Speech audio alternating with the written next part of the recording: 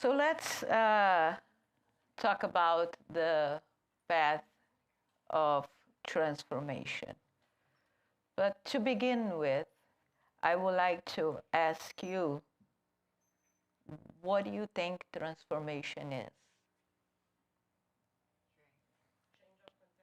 Change of mentality, you said? Okay. Who said change? Change, what else? Evolution. Does anybody? Progression. Okay, good.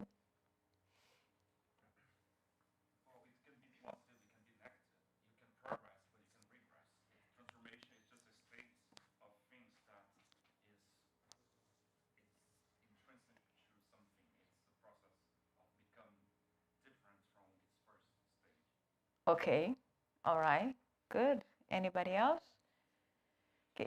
It's important because if we're going to talk about transformation, this path of transformation, let's make it clear what transformation really is.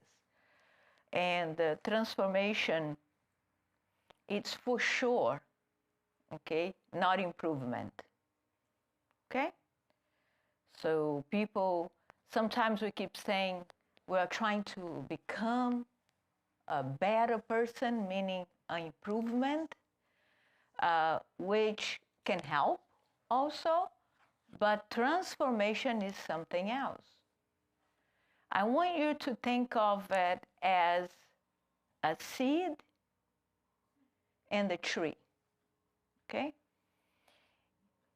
If you had no idea how a tree became a tree, and I actually show you a seed and said, look into this seed, would you relate that that's one day is going to become this huge tree?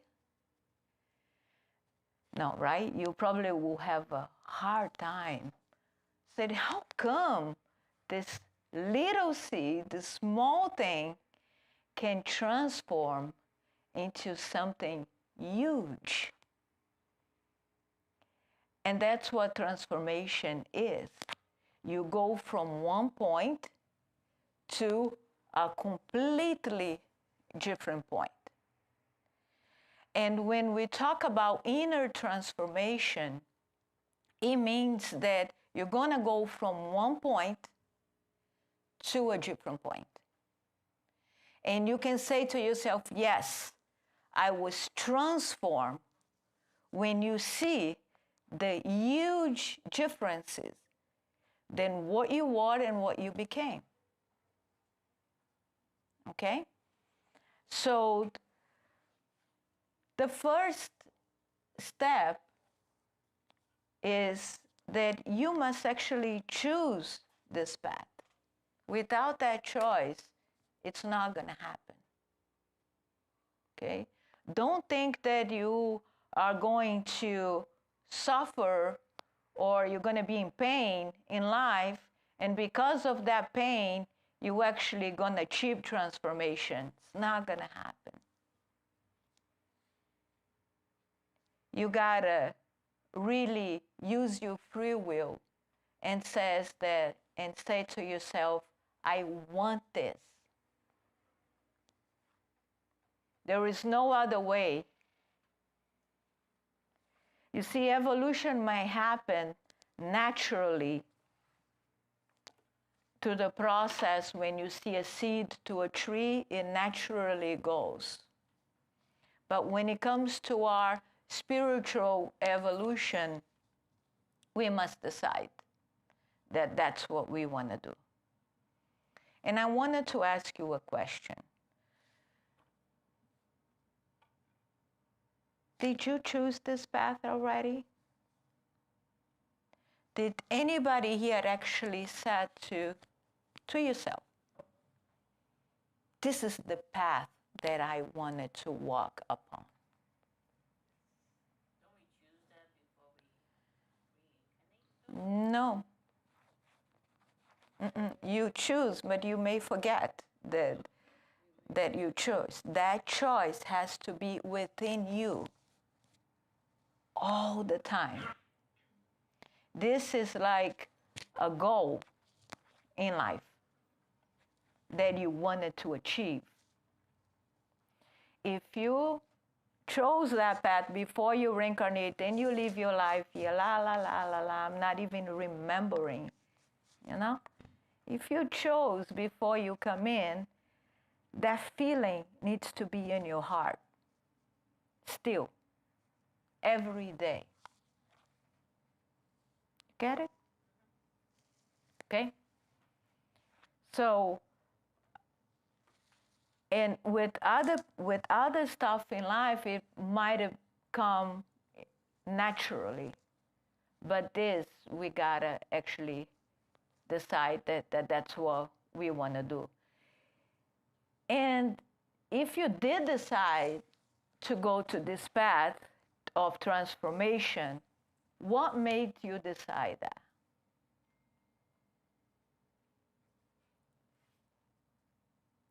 You know, life has different aspects. One of the aspects of life is the physical body. Okay? And you may live your whole life just as a body and nothing else. You may choose to do that. And what's going to happen to this body? Yeah, right? That's the only thing that we know for sure. This body is going to go. It's going to die. Okay? But the same way that we can choose to go on this path of transformation, we can also choose to live a life only in one dimension, which is the physical body. And then we live, we eat, we go to sleep, we may even have a family, nothing different than what the animals can do. You can survive, you can go to work, you know, you can have kids. The animals does the same, right? But for some people, this physical dimension, this physical life, it's enough. For some people, that's okay. It's enough for me to only live on a physical dimension. And it's okay. But for some people, it's not. Some people, they long, it's like a longing, you know, for something else, for something bigger than the physical body. And then this life here, just the physical body life, it's almost not enough. And I think that we're all here for a reason, and that might be one of the reasons, is because to us, it may not be enough. But to that, and choose the path of transformation, there is also something else that you need to do it. Because realization that, okay, I'm not good enough. This physical existence only, it's not good enough for me. I need something else, okay? And to that something else, you gotta choose the path of transformation. And another thing that happens, and people think that it's bad or it's wrong, it's when we are depressed, or when we have like maybe too much anxiety or depression. That means that is a signal that something is missing, and it's okay. And sometimes you have to go through this. You go through this. You don't have to, but you go through this just to realize that something else is out there, that you can actually live differently and you can actually experience life in so many other ways, that it's not only the physical dimension. And then when depression happens, you go in and you may, it's not always, you may use that as a wake-up call. And for some people, it's a huge wake-up call. And they can actually, because of that depression, because of that anxiety, they transform themselves into something bigger. So we always see those things as bad, but it's not as bad if we can look. It's just a realization that something is missing. And we are not experiencing life as at a full potential. We are only living this body in this physical dimension. And for the soul itself, it's not enough. So it becomes depressed. Or it has a lot of, anxiety, because it's longing for something deeper. It's longing for something bigger. Okay? So we got to find out. I don't know if you guys know this, but do you guys know the story of Buddha? Did anybody know? No? Do you? Good. It's interesting, isn't it? First of all, let's locate ourselves into the timing. When do you guys think Buddha was born? 3 to 5 years before Christ, actually. He came before Jesus. Okay, a little bit before. And Buddha, which is the name that he actually got it after he got enlightenment, was a prince. Different than Jesus. Jesus was not a prince, but Buddha was. He was a prince.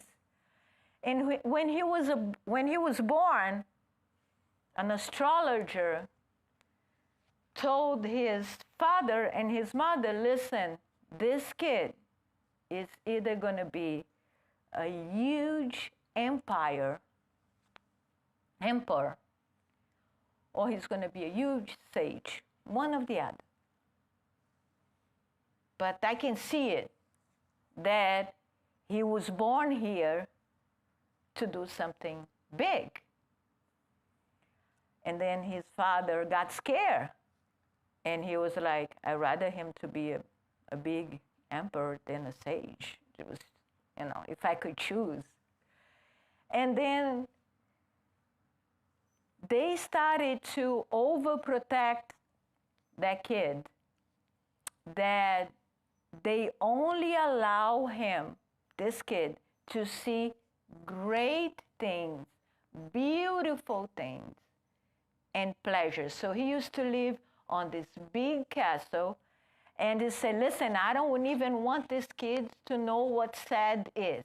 You're going to do everything that he wants, and he's going to see beautiful things, and that's what's going to be his life. And when he was 19 years old, he got married to a beautiful woman. He had a baby. And one day when he was 19 also, he decided to take a path out of his castle, and he asked one of the employees of the castle to take him outside of the castle. He wanted to see it, just to see it. And when he got there, he saw a very old man, first thing. And the man was so old that he was like walking, like this. So the prince, which is Buddha, asked, what is that? And the employee said, he's old.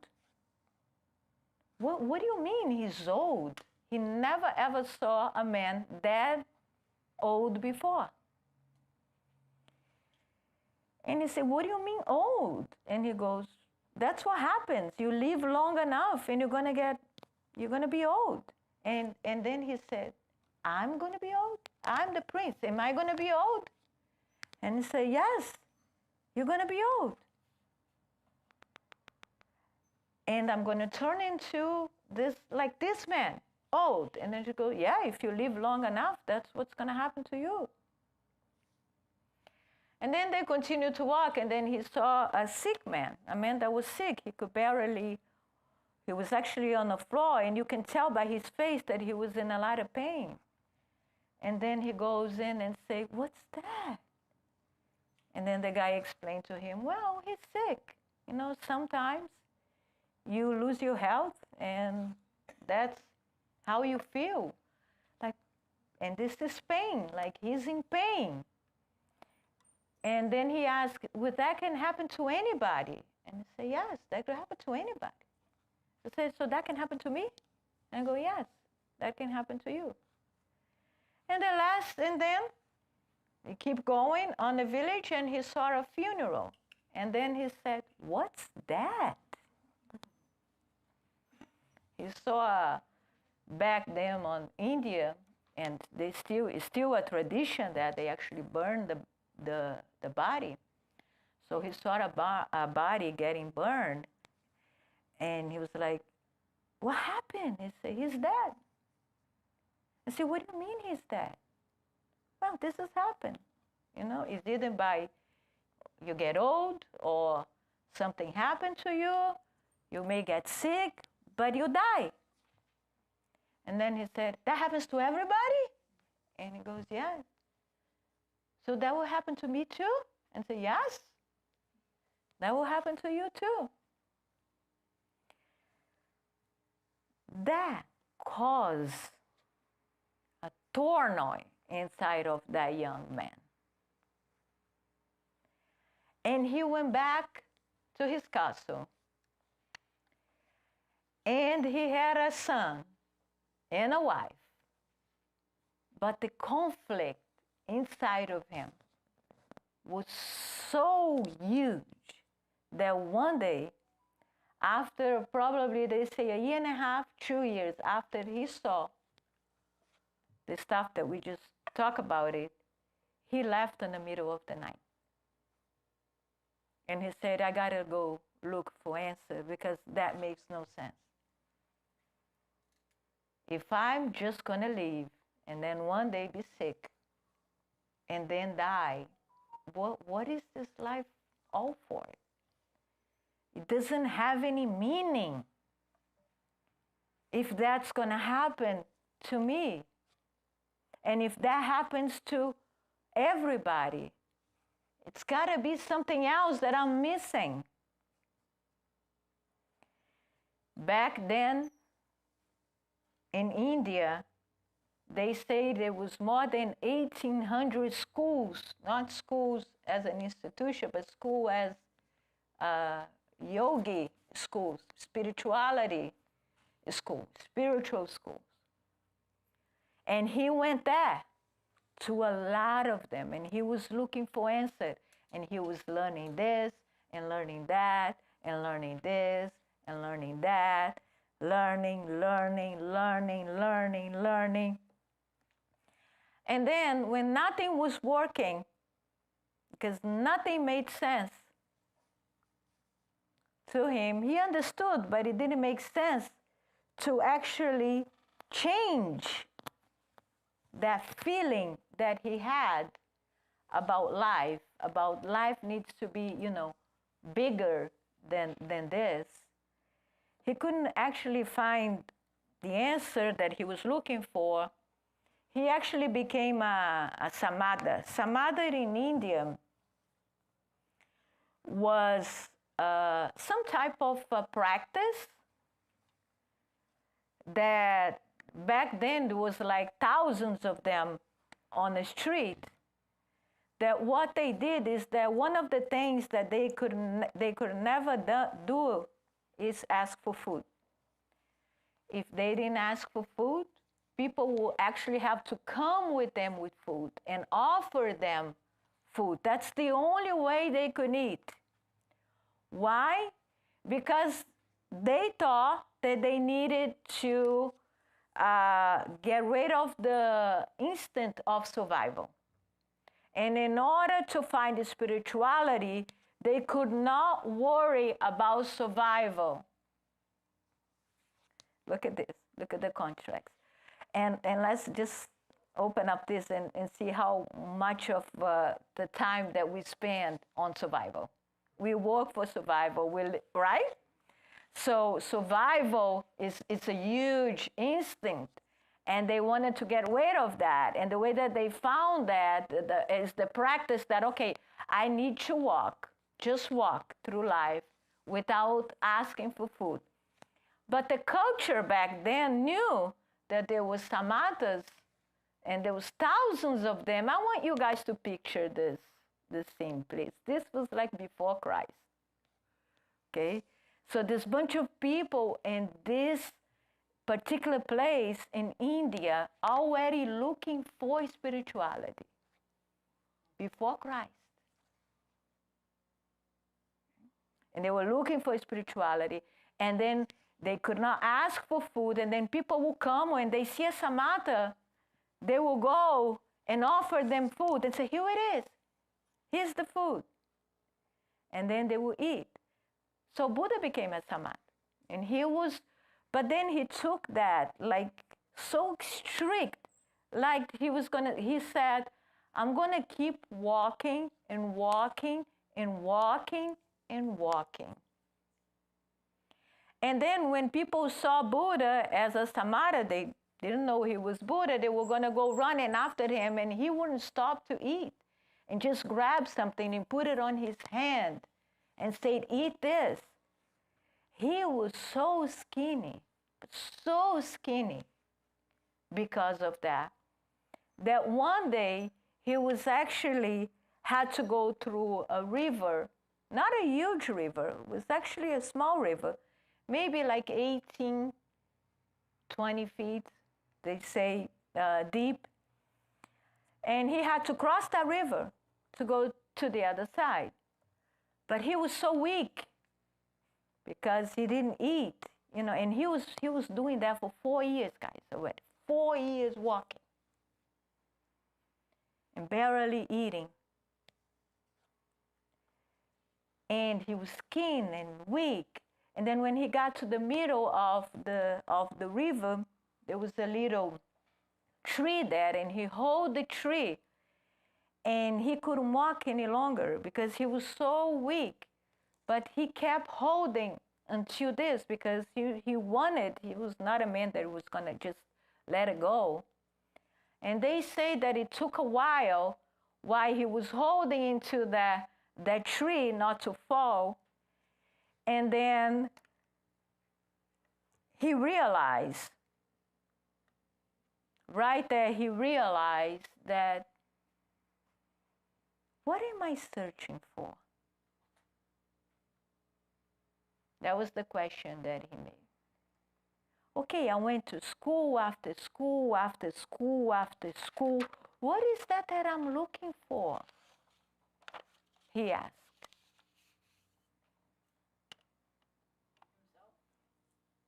That's the question that he asked. What is that he was looking for? And they say that he had all of a sudden in him and said, wait a minute.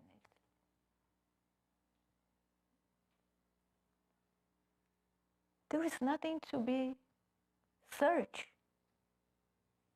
on the outside. Everything that I need, it's inside of me. It's within. Out there, I have the knowledge that didn't fulfill me, but here, I don't need nothing from life. Life already is. I just need to remove the things that are not allowing me to experience life the way that I could. And then when he thought that, he got stronger and he was able to walk to the rest of the river. It was a big aha moment for him. When he found out that he didn't have the need to search anywhere else. Because he was searching, walking through school, searching for something. And he realized, I don't have to travel anywhere. It's in here. I just need to remove the barriers that are not allowing me to experience life. And then he sat under this tree that is very famous today, the Bodhi tree. And he sat there and he said, either I'm going to sit here for the rest of my life or I'm going to die. But I'm going to see the ultimate nature of my experience. Look how deep it is. I am going to see the ultimate nature of my existence.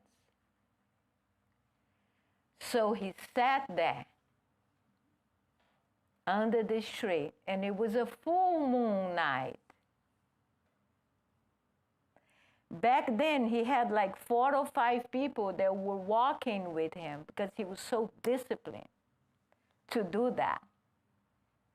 And then, in the middle of the full moon that night, he actually got enlightened. He found within, he found the ultimate nature of his existence. And then the 4 or 5 people that will follow him saw that his face was different. Something happened in Buddha. And then they were waiting for him to wake up, to say something. And then when he woke up, he said, let's eat. Cook something. Let's eat. It's because he was saying, I was wasting my time not eating and searching for something that was always here. It was always here. And then there were a couple of beautiful stories of Buddha. One of them was, that's how he started, of course, his mission. And we see that Buddhism today is a huge religion in the world. It was because of him. He started. Just like Jesus started something big, Buddha also started something actually huge. And one of the stories that there was a bunch of stories about Buddha, as many as Jesus, or even more. But one of them that caught my attention was that this astrologer saw his footprint next to the river, and when he examined the footstep, he said, wow, this is a footstep of an emperor.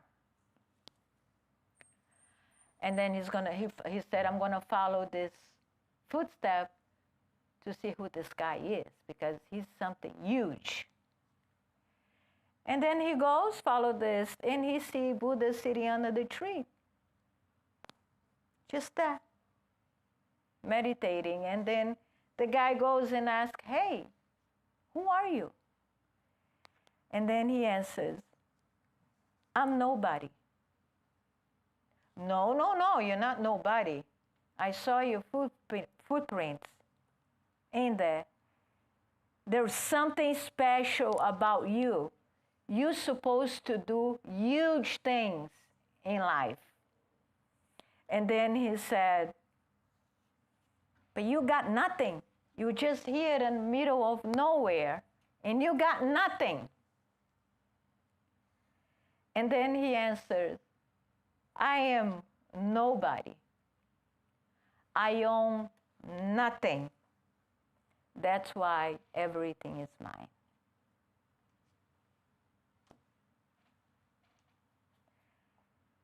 Can you resemble that with the teaching of Jesus? That says the one that makes yourself small, the last one will be the first one? Can you see that? You see, when one master comes to live with us, it doesn't matter where they come from. Some masters will focus in one message according to the need of the people, and some master will have the same message, but it will focus on different ways of teaching that message. But it's almost the same message. But because the people of India, compared to the people of Israel, was two completely different culture, Buddha could actually teach some things when it comes to mind and thoughts and emotion. He could go deeper in that subject that Jesus could. Jesus was dealing with other problems, other things that was going on in Israel was completely different than what was going on in India. You guys see? But they were both masters. And when you see the message, you see that they're almost the same. And another one, I'm going to tell you the stories, and you're going to remember a story of Jesus too, is when Buddha turned a murderer into a sage. So there was this small village, and this young man, according to the story, was very angry. And he decided that he wanted to kill 101 people of the village that he used to live there. Now imagine, it was a small village, and this guy wanted to kill 101 because he was going to collect fingers, and he's going to use as a collar. And he did that. He started the mission. And then everybody that went around on the village, he went there and killed them. And he killed 1, 2, 3, up to 100. And of course, the people in the village were terrified by him, terrified. And one day, Buddha was actually going city by city, just like Jesus. He was traveling, and he got into that village, and he heard the story. And he said, listen, this man said that he was going to kill 101 people, and he already killed 100. And be careful. Don't go around here because he's going to get you. And then Buddha said, okay, no, if he's going to get somebody, why not me? If he's going to be somebody, why not me? Let me go. And he actually went wandering around the village because he knew that the guy was going to come and finally kill the last person that he wanted to kill. And when he got near, the guy saw him and started, hey, what are you doing here? And he was so used to people get so scared of him. And Buddha kept walking and smiling, saying, nothing, I'm just walking. So the guy thought it was strange because how come he's not afraid of me? So he went up to him and said, hey, what are you doing? He said, nothing. Where are you going? He said, no, I'm not going anywhere, but where are you going? Buddha asked him. He said, are you crazy? You asked me, I'm not going anywhere. I was sitting here and you were going somewhere and you asking me where I'm going. What is wrong with you? And then he said, nothing's wrong with me, but looks like I already landed, but you are looking for something else. You were looking for fulfillment. And I'm already fulfilled. So if you want to kill me, go ahead and do it. Kill me. If that's going to make you fulfilled, you can kill me because I'm already landed. I'm not looking for anything. And then the guy was looking, imagine, he was talking to an enlightened spirit, right? And he never, the guy never saw somebody with that much light, because when you're in a present with somebody that is actually enlightened, it's different, right? So he looked at him, and the next thing that you know, he was under his knee and said, I don't know who you are, but you fulfill me, he said to Buddha. And then Buddha said to him, stand up. You're going to go to the village and you're going to ask for food. Change your clothes. Change everything and go there and ask for food. You got to face these people. Now, this was a village that 100 people got killed. That means that probably every single family had someone that was killed by this guy. And he went back, begging for food. But when he got there, everybody was scared because everybody knew who he was. And everybody was hiding. But when they saw that something was different, they started to throw stones at him. And then the stones became a lot of stones because people were angry at him. And then Buddha came in the middle of the stone and said, stop it. Do not hurt this guy. This guy is an extension of me. He is no longer a murderer. And then that same murderer became one of the biggest disciples of Buddha that spread Buddhism all over India. Who that resembles you? Paul and Saul, right? Yeah. Almost the same story. Yeah. Almost the same story. Right? What is that teaching us? About transformation, about how you can transform yourself.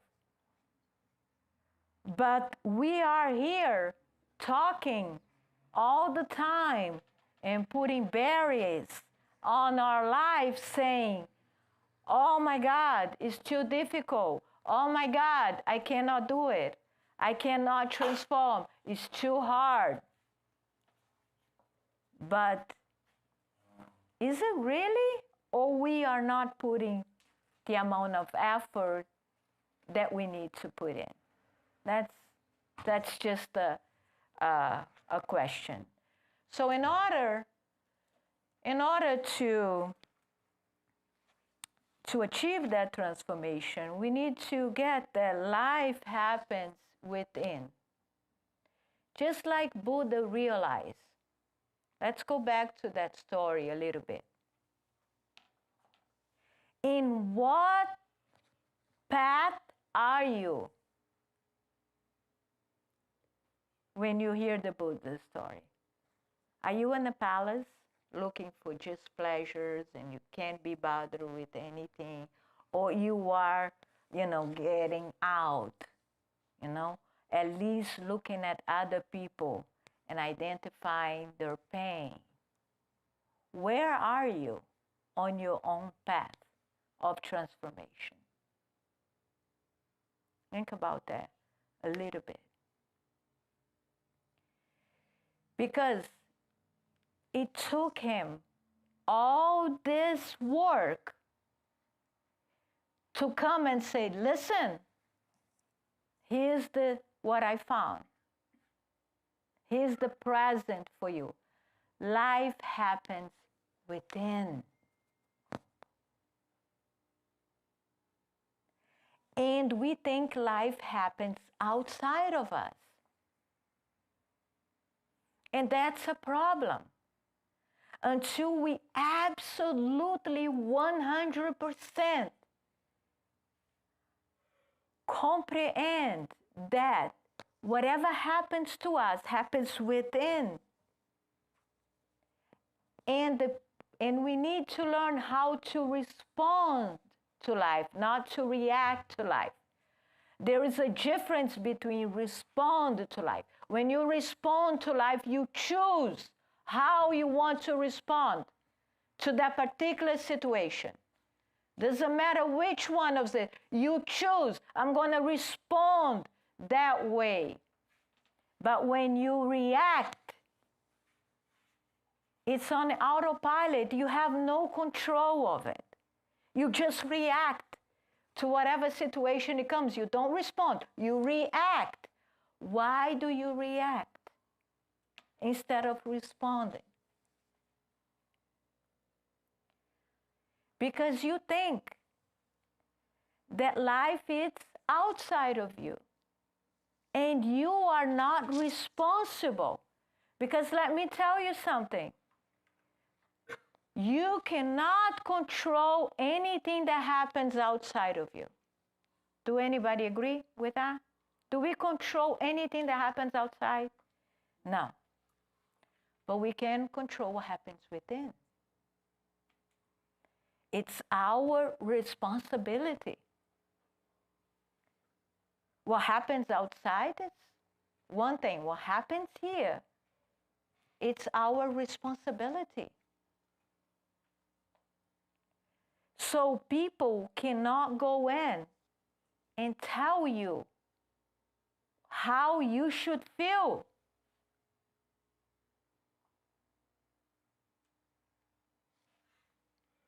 Or shouldn't. But they do tell you. Right?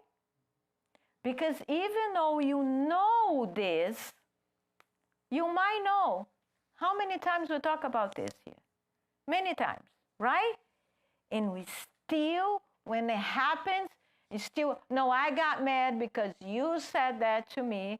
I got sad because you hurt me. I did this because that person did that to me. And so it goes on. We're still pointing fingers to the outside world and making them responsible for how we feel.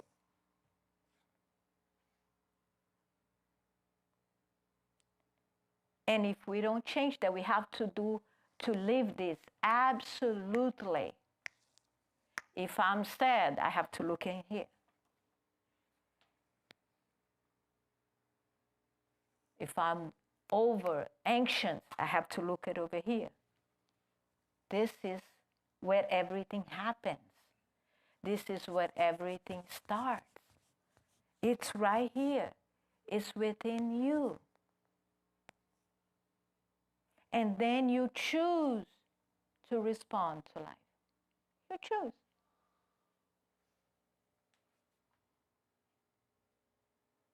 It's a different process. And then another important thing is that we must do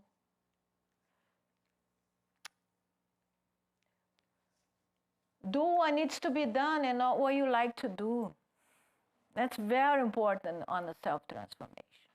Because what you like to do is what brought you here at this stage, because you only do what you like to do, not what needs to be done.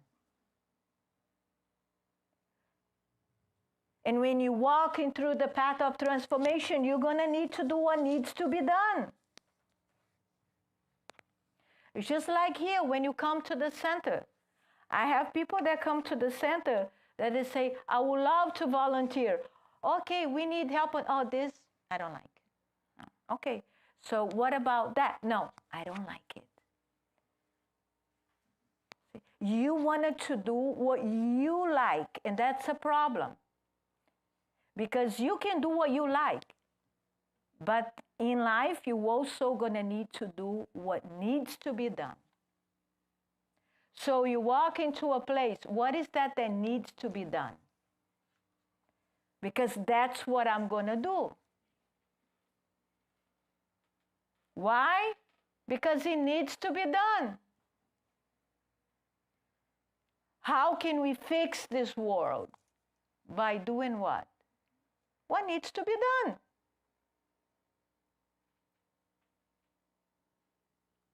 Okay? So you don't like, for an example, I'm going to give you an example. Easy example. You don't like to meditate. Fine. But you must do it. If you want the path of transformation, it needs to be done.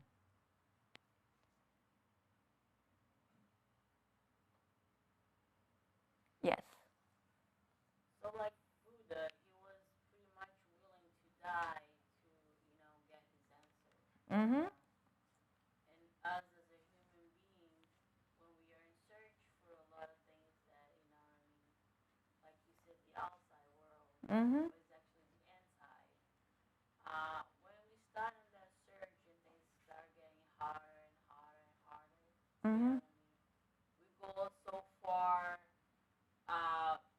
when it's bearable. Mm-hmm. But when it starts to be unbearable, Mm-hmm. then we kind of start going backwards. Yeah. How do we deal with that? Like, Okay. so we need to be willing to die for ourselves in the sense of happiness of what we need to change. What are you looking for life? Are you looking just to be happy? Or you have something else? Is that a well-being that you're looking for? You just worry that you need to be happy? And this is a question. You just worry that you need to be happy? Or are you looking for something bigger than that? I'm looking for something bigger. Okay, good, good. Because that's what it takes.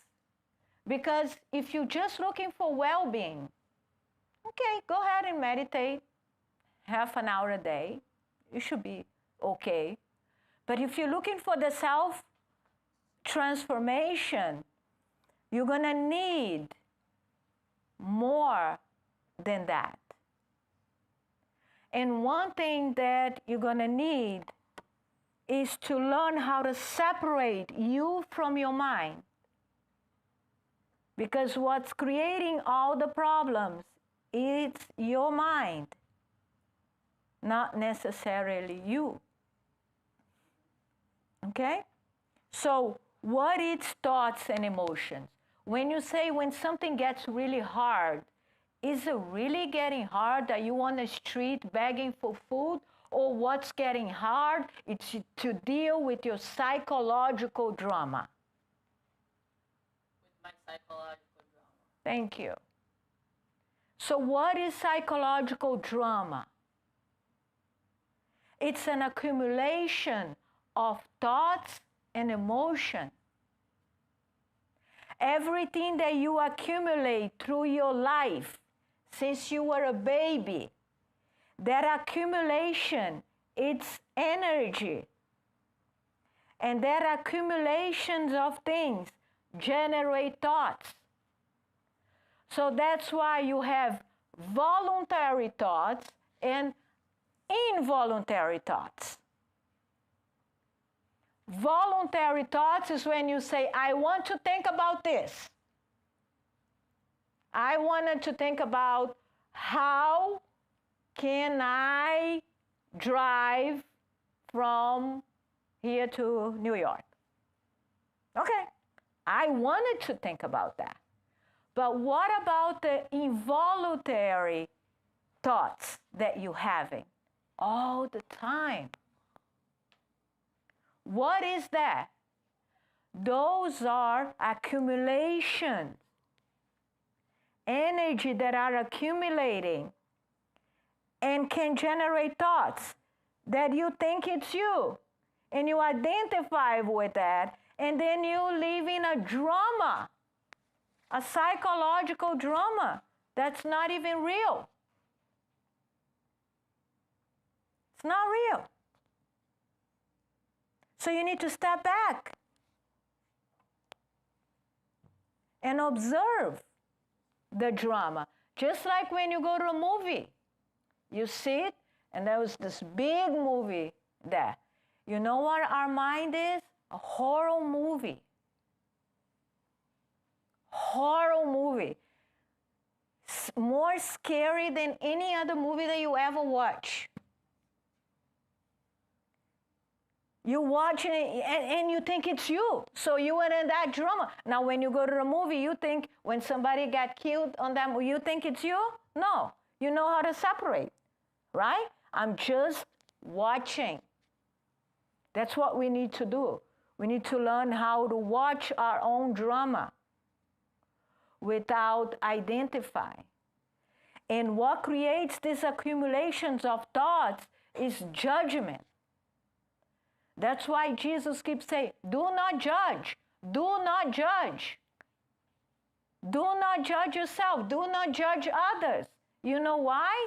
Because that creates accumulation in your mind all the time. And say, this is right, this is wrong, this is acceptable, this is not acceptable, this is okay, this is not okay.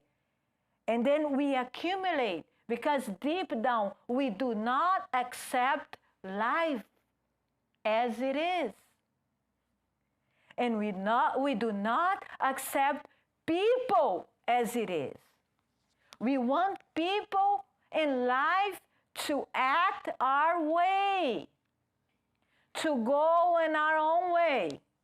That's what we're looking for. And it's not going to happen.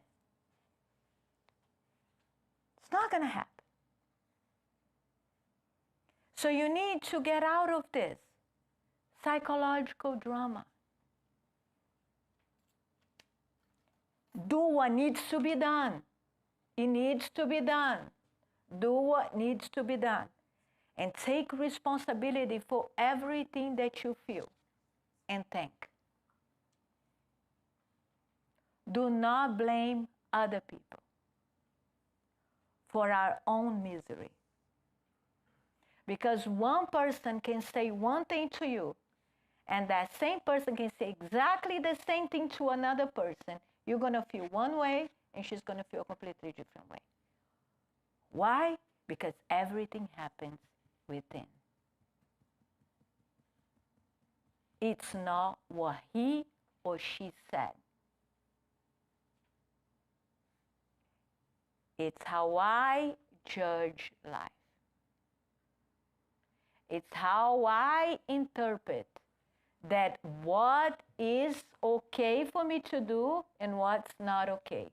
What is acceptable and what's not acceptable. Look how we create the psychological drama for us all the time. It's a matter. That's why Buddha says on that particular, when he realized, he said, what am I searching for? Life already is.